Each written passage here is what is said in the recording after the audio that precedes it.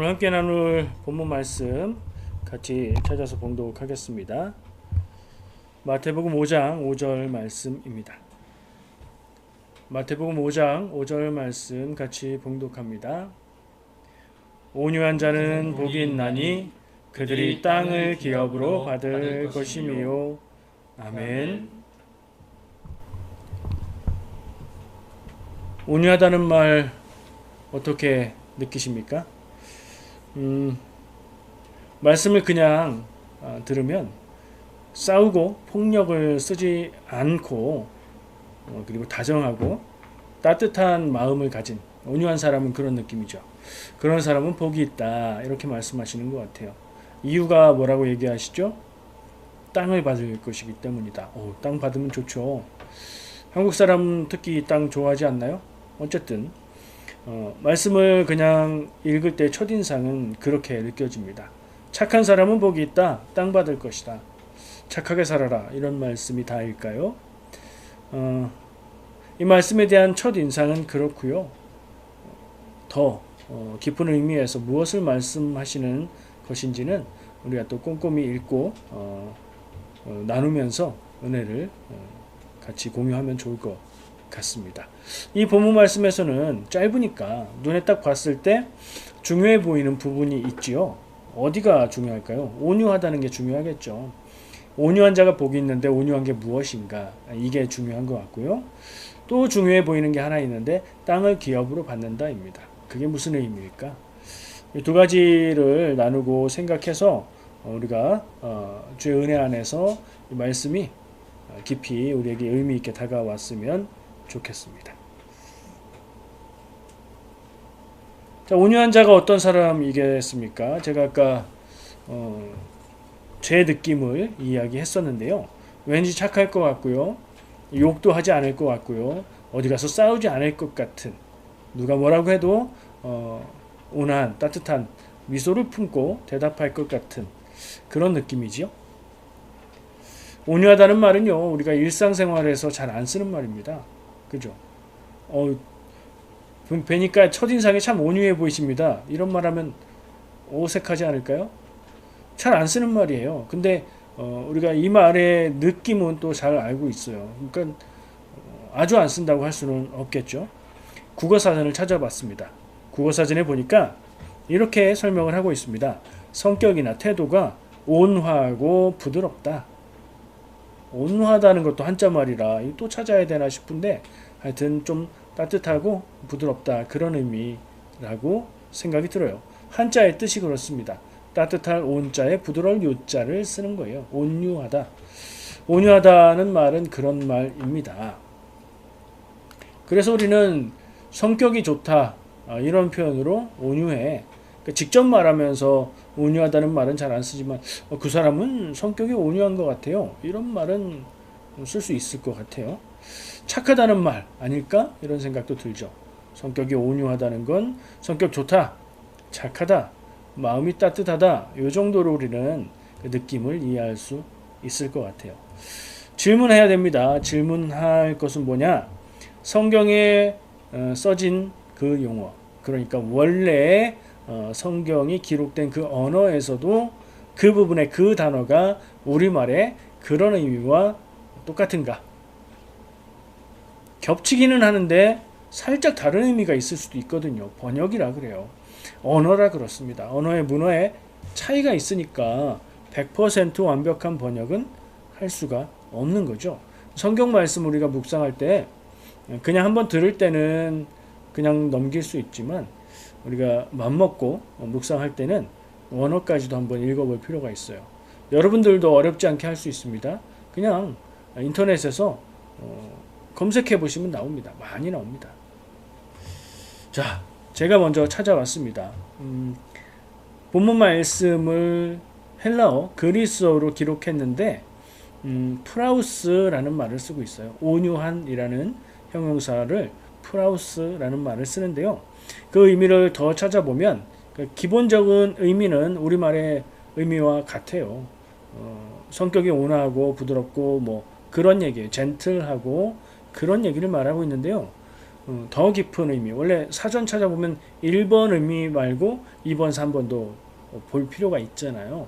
쭉 읽어보면 그 단어의 전체적인 의미가 다가오는데 두 번째, 세 번째 의미로 뭐가 있냐? 가난한이라는 의미가 있어요. 그러니까 온유한은 가난한 거랑 통하는 온유함을 말하는 거라고 일단 우리가 생각할 필요가 있어요.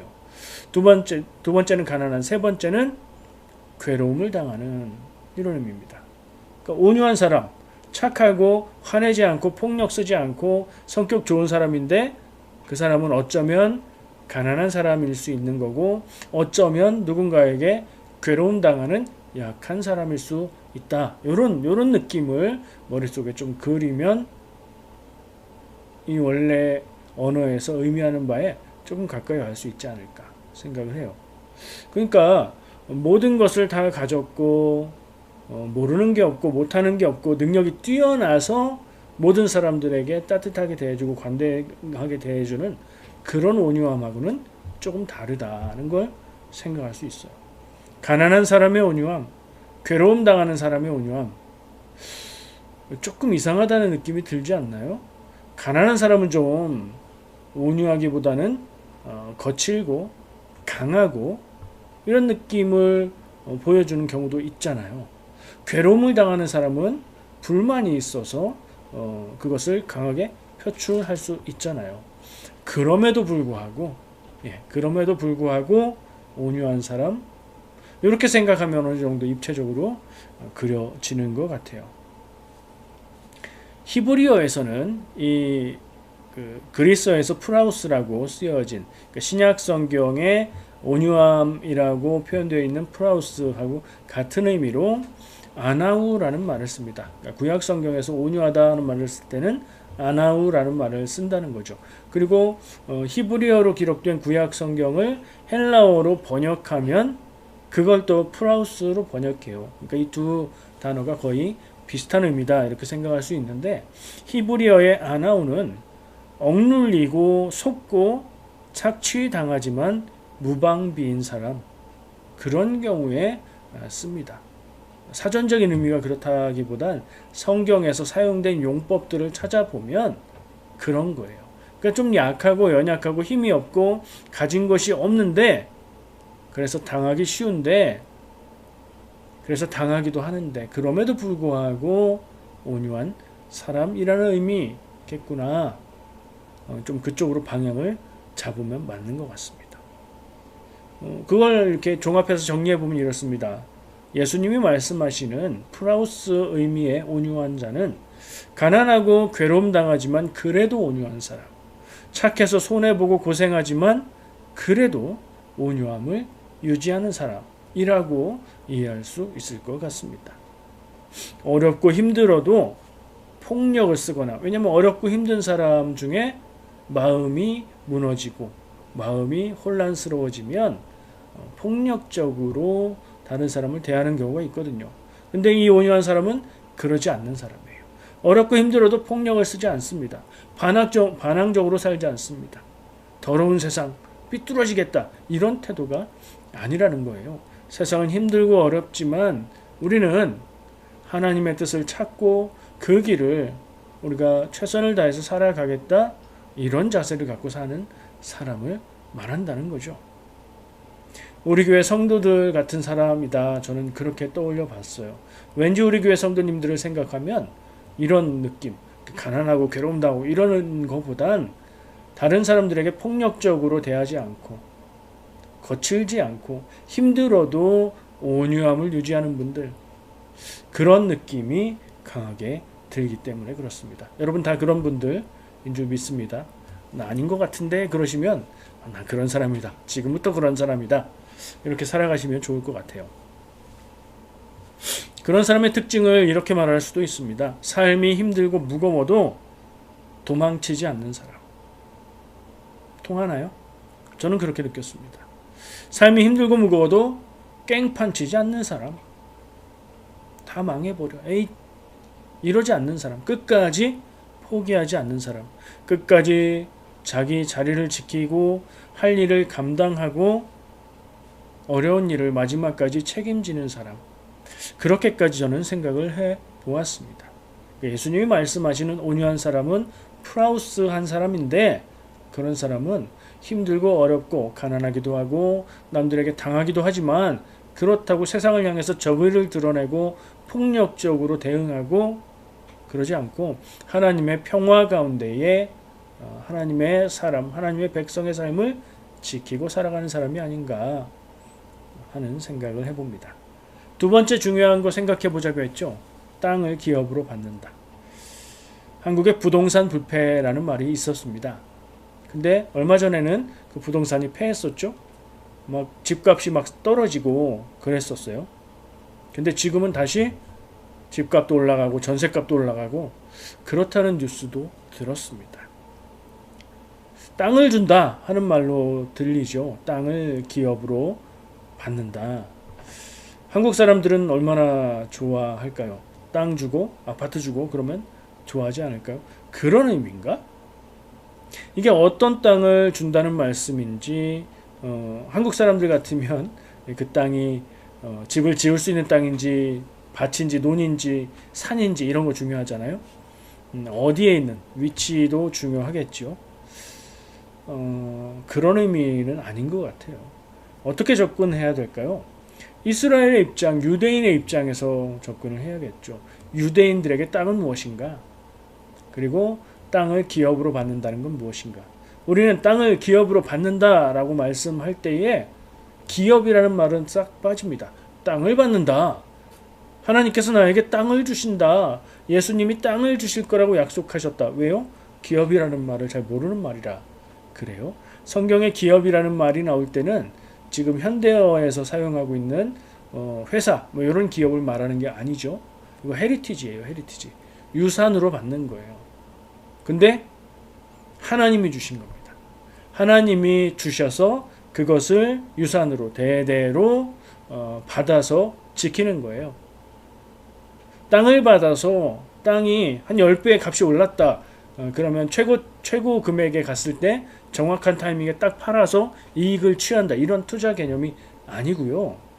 하나님이 주신 땅을 말하는 거예요. 하나님이 땅 언제 주셨어요? 이스라엘 백성이 출애굽해서 가나안 땅에 들어가기 전에 가나안 땅에 받을 땅들을 분배하죠. 받을 땅을 정해놓고 가나안 땅에 들어갔어요. 그걸 말하는 거예요. 그 입장에서 우리는 생각하고 이해해야 됩니다.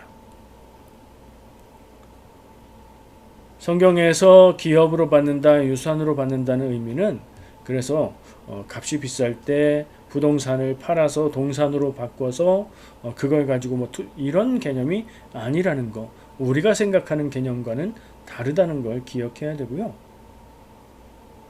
하나님이 주신 땅. 그래서 이 땅의 주인은 누구예요? 하나님이에요. 이스라엘의 땅은요, 주인이 하나님입니다. 성경이 바라보는 땅에 대한 관점은 주인이 하나님이시다. 우리는 하나님이 나누어 주신 그 땅을 사용하는 것. 그 땅에서 그 땅을 일구고 거기에서 살아갈 것들을 얻는 것. 그리고 그 땅을 자손들에게 물려줘야 하는 것이라는 그런 개념을 가지고 기억해야 됩니다.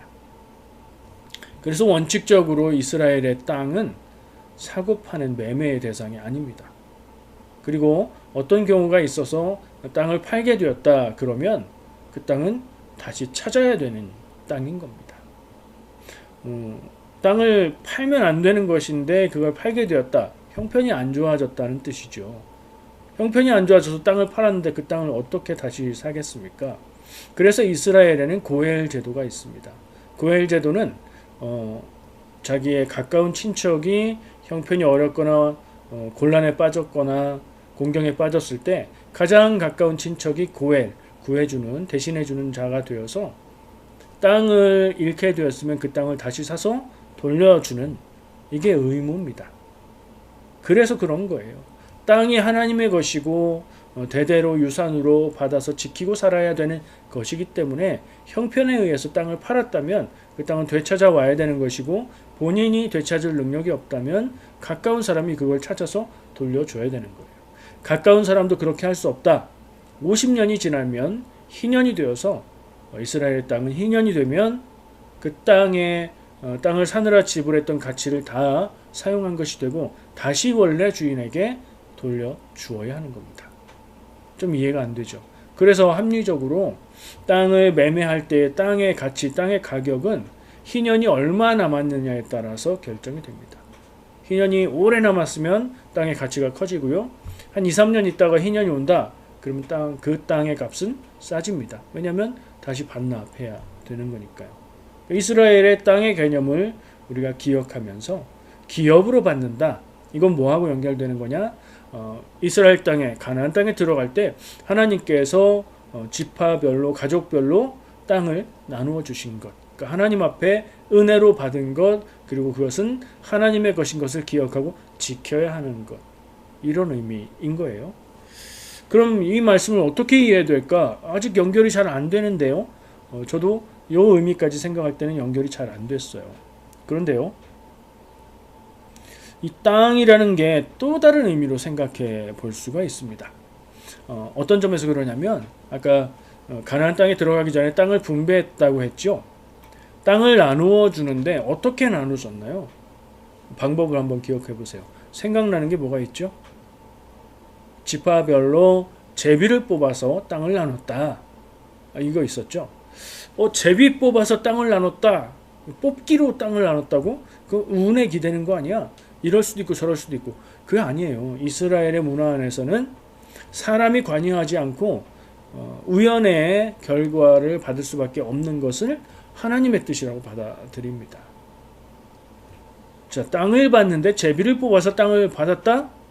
이게 너무 랜덤하게 느껴지지만 하나님이 주신 것이라는 그 느낌이 있고요. 그러나 거기에 전혀 합리가 없이 무조건 제비 뽑아서 뽑히는 대로 이게 아니에요. 세 가지 원칙이 있었는데요. 첫 번째, 하나님의 말씀과 뜻에 따라서 땅을 분배했습니다.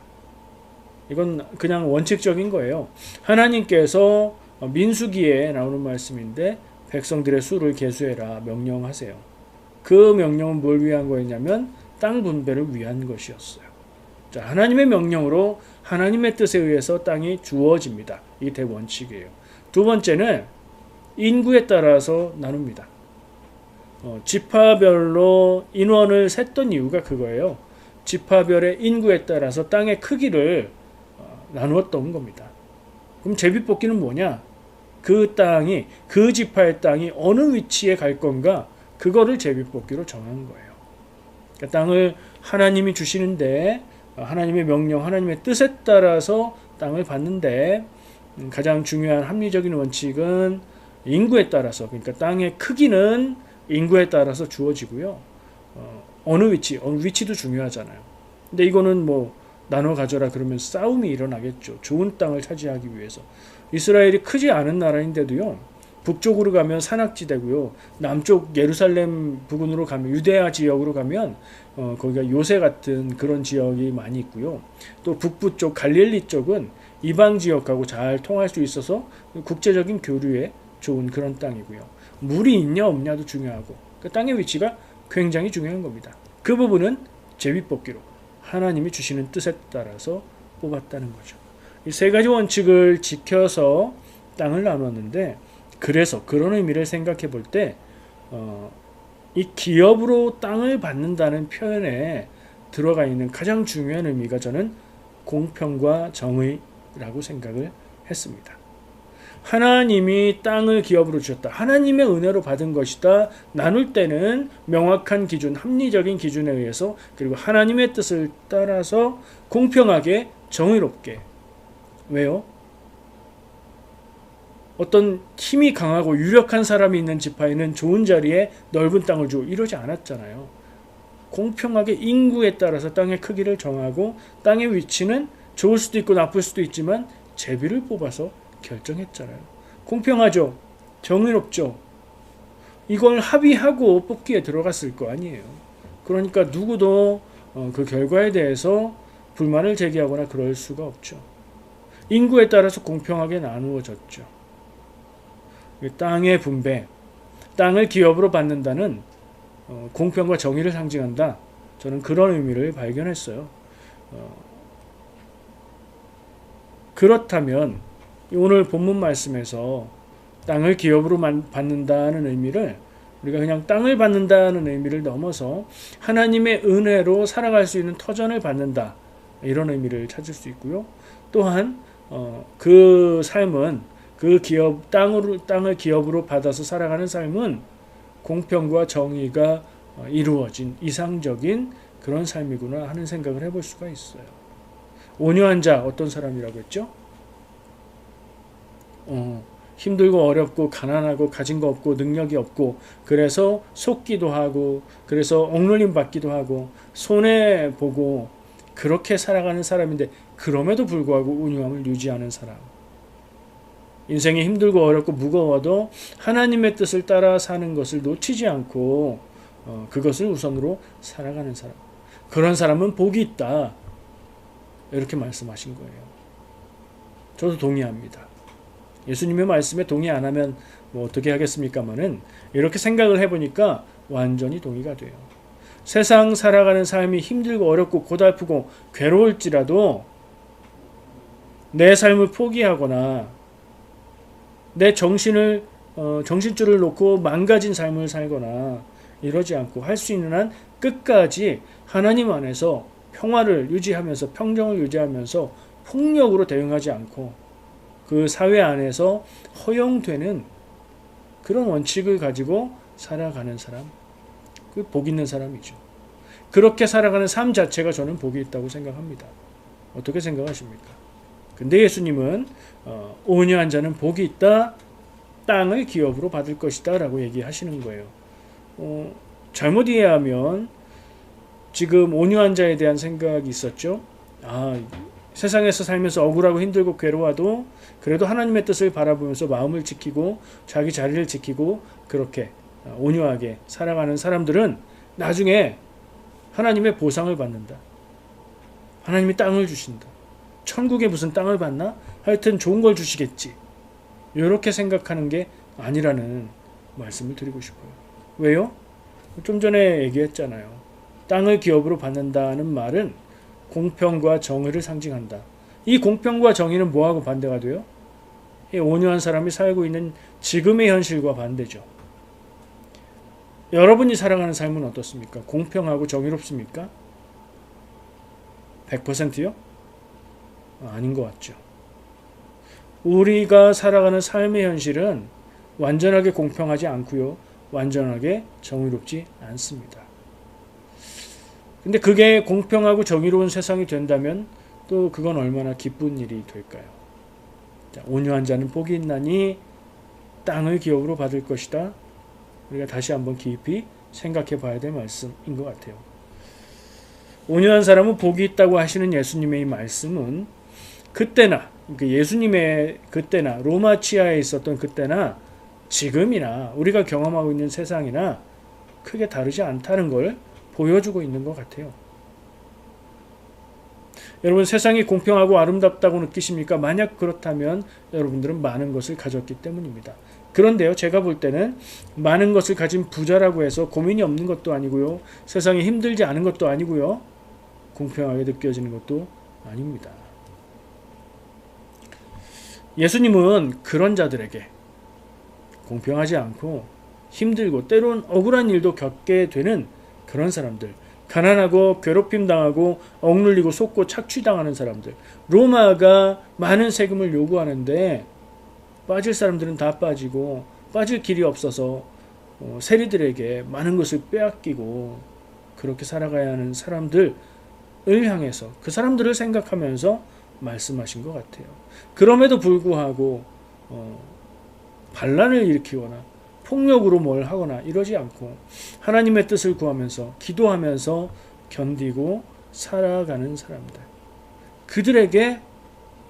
그들을 향해서 예수님이 복이 있다 말씀하시는 것이고 그들에게 하나님의 마음과 눈길이 향하고 있다, 저는 그런 의미로 생각하게 됩니다.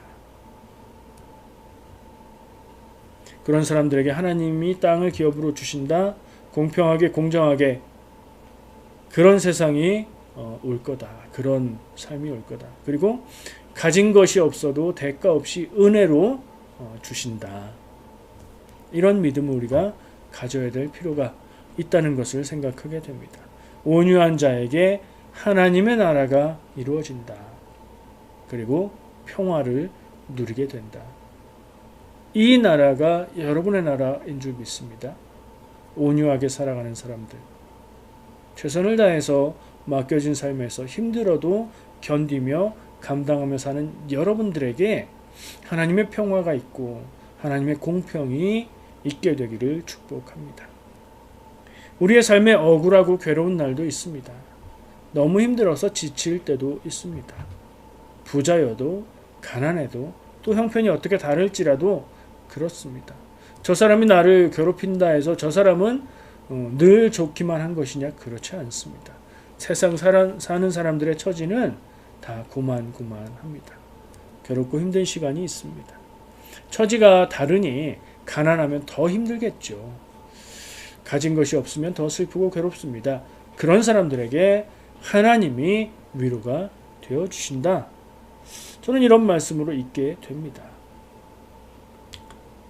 가난해서 혹은 가진 것이 없어서 능력이 부족해서 사는 것이 힘들고 지치고 괴로워도 그럼에도 불구하고 하나님의 뜻을 구하고 따르는 것, 그게 온유한 삶, 그게 우리가 살아가야 될 삶인 줄 믿습니다.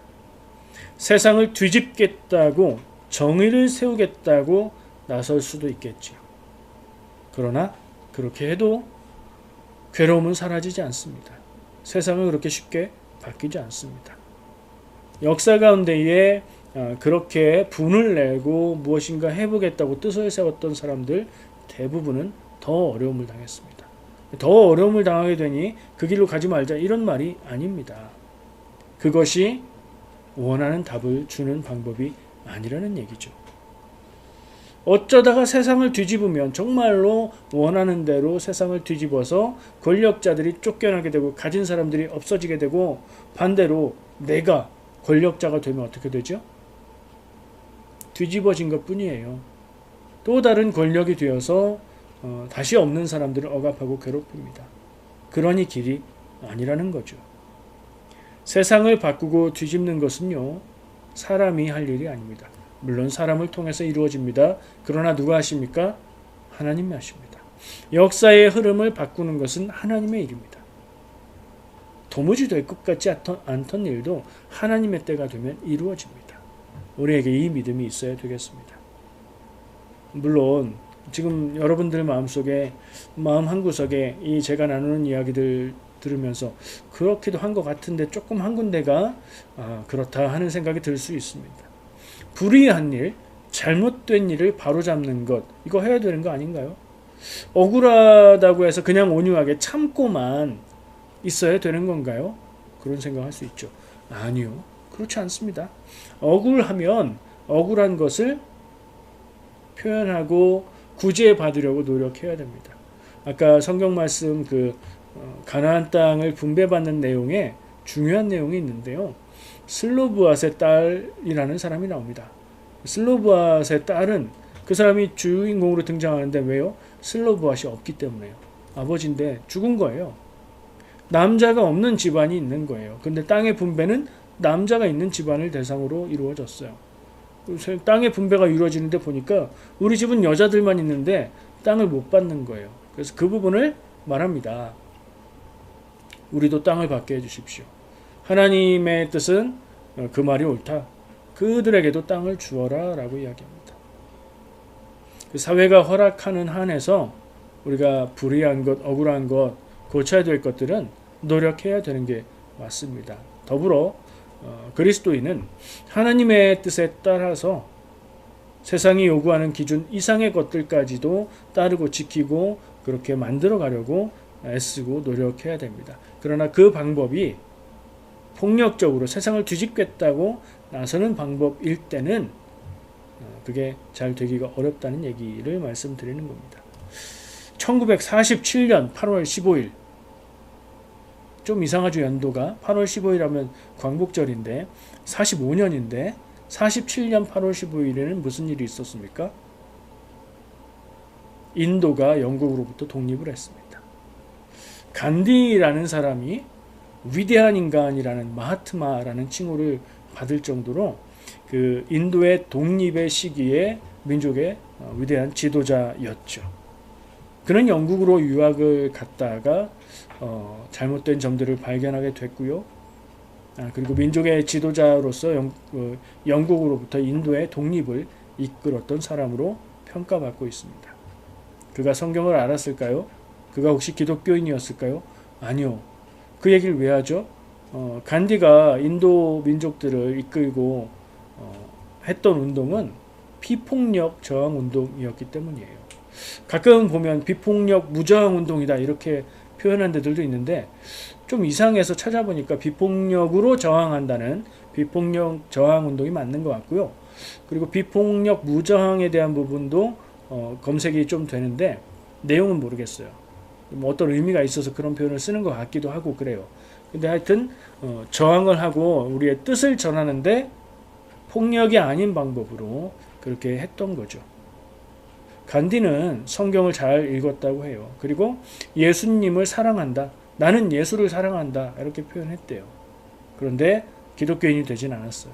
그가 이런 말을 했습니다. 나는 예수를 사랑하지만 기독교인들을 사랑하지는 않는다. 그들은 예수를 닮지 않았기 때문이다.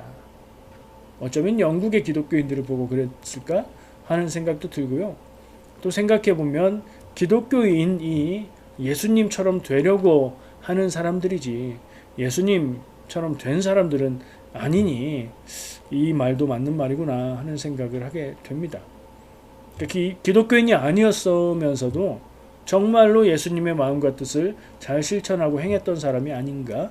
오늘 온유한 사람의 복에 대해서 나눌 때에 정말 불의하고 정말 억울한 형편 가운데서도 간디가 폭력으로 저항하지 않고 비폭력으로 그런 뜻을 전했던 그 방법이 예수님의 방법 같은 생각이 들어서 기독교인이 아니었지만 가장 기독교인 같았던 그 사람의 삶에 대해서도 생각을 해보았습니다. 온유한 사람은 복이 있습니다. 온유하게 살아가는 삶 자체가 복이 있는 삶입니다. 온유하기 어렵지만 그래도 온유할 수 있고 그래도 온유하려고 애쓰는 삶이 귀한 삶입니다. 세상을 바꾸는 사람들은 나서는 사람들인 것 같지만 세상을 지키는 사람들은 온유한 사람들인 줄 믿습니다. 그리고 땅을 기업으로 받습니다. 하나님의 은혜로 받게 되고요. 하나님의 공평과 정의가 온유한 사람들의 마음과 내면과 삶 가운데 하나님의 나라로 주어지는 줄 믿습니다. 여러분 그렇게 살아가시기를 축복합니다. 기도하겠습니다.